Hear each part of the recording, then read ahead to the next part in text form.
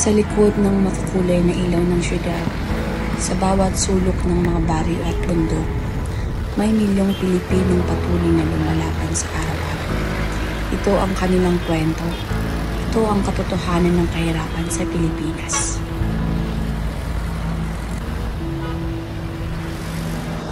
Pwede po ba namin malaman ang pangalan ng edad mo po? Okay po. Ako po si Concordio Bantilan, 65 years old. Matagal na po ba kayo na namamasada po? Matagal na dito po kung pinakamatagal po. Ano po yung mga dahilan bakit po kayo namamasada? Para sa pampamilya.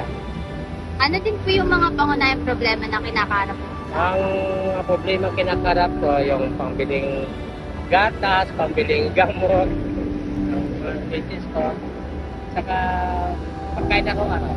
Sapat po ba yung kinikita niyo po para sa mga gastusin? Depende po kung magkano kinikita namin.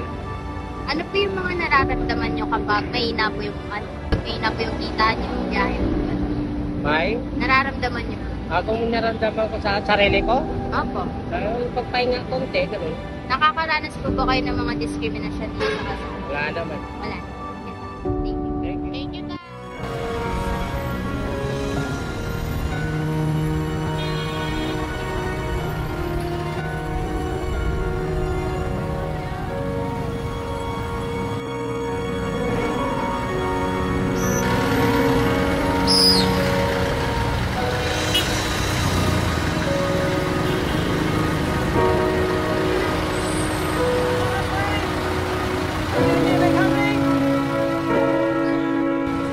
Ang kahirapan ay hindi lamang tungkol sa kakulangan ng pera.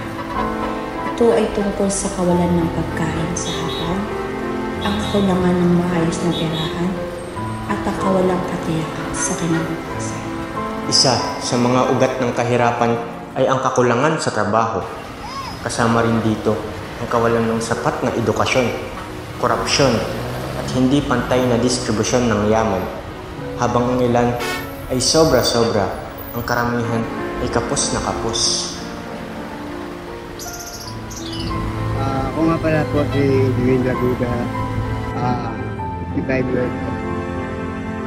Matagal na po ba kayo? Mga 5 years pa rin lang naman. Kasi po pag dati po akong driver ng sasakyan. Kaya nagkaroon na ng konting pagsubok, kaya iniwan ko muna yung trabaho at pag-aga-aga ko.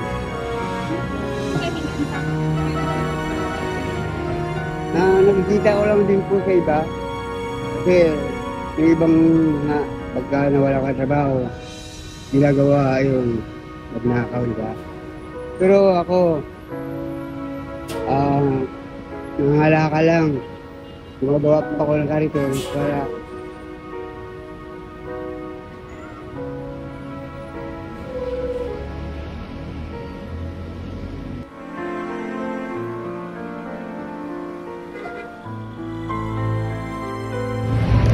Galing po ito. Galing po.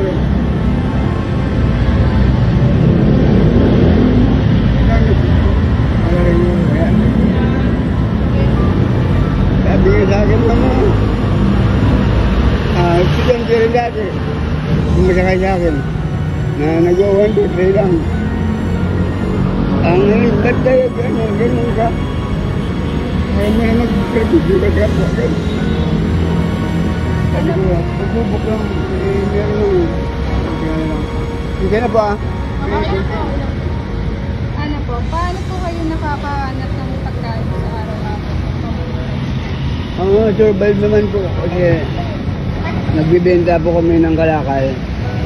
Bumibili lang din po kami ng bigas, saka ulam. Ganun. 1 kilong bigas. Maghapon na po yun. Saan po kayo nagtutulog? Dito lang po. Minsan din po kami tinatakwil kami ng ng DPS na yung truck na nagkakot ng ba. Akalain mo 15 na karton na ang nakuha sa akin.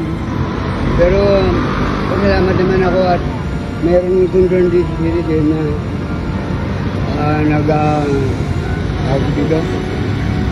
sponsor ba na huwag huwag kang magpag-away. Wala kang makakalala dyan. Kaya mo lang tuloy nila ako sila. Pagka wala ka ng kariton, sila ka sa akin. Bigyan kita ng, bibigyan ako minsan 1,000. Binirin ako ng gulong din para kinabukasan nakikita pa rin nila na nakatayo pa rin at gumugulong pa rin na may kariton pa rin. Ano pong mga pangunahing hamon na pinakaharap dito sa araw-araw? Yun lang naman po, yung GPS na trafo, yung talagang hinahakot talaga yung pinaghihirapan ko na palakal. Minsan may mga bigas pa na nag-share sa amin na pagkain. Nandun lang po sa kariton. Sa kanila, bali wala sa kanila yung puso ba sa kapwa nila ganun. Magpakumbaba dapat yun. Nakaranas mo po ba kayo ng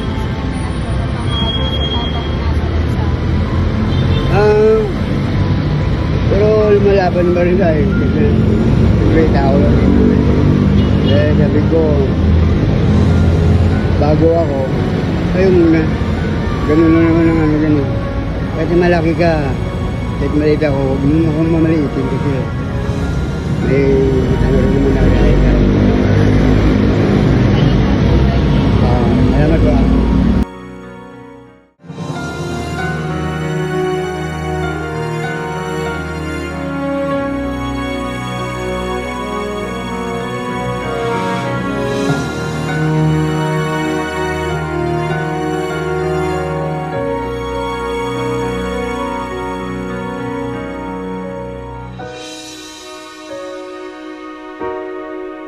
Ang kahirapan ay hindi lang suliranin ng iilan.